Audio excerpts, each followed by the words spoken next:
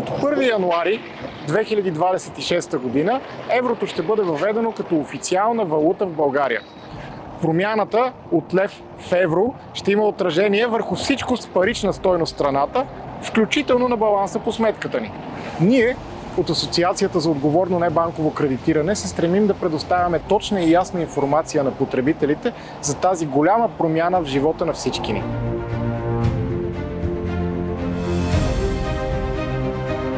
От 1 януари всички средства по сметки ще бъдат автоматично превалутирани по официалният курс 1,95583 лева за 1 евро, без начисляване на допълнителни такси. Закръглянето се извършва след превалутиране, т.е. след като сумата се раздели на 1,95583.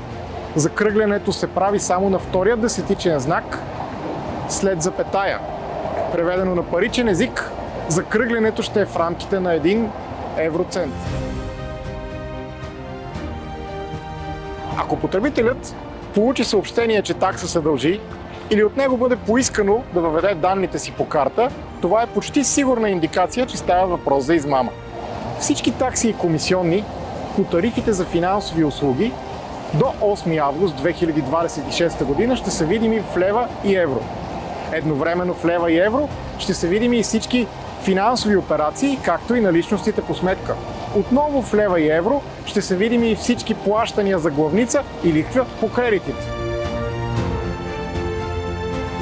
От АОНК напомняме, че обръщането към нелицензирани дружества или лихвари излизат извън регулираната дейност, а това носи огромен риск за потребителя.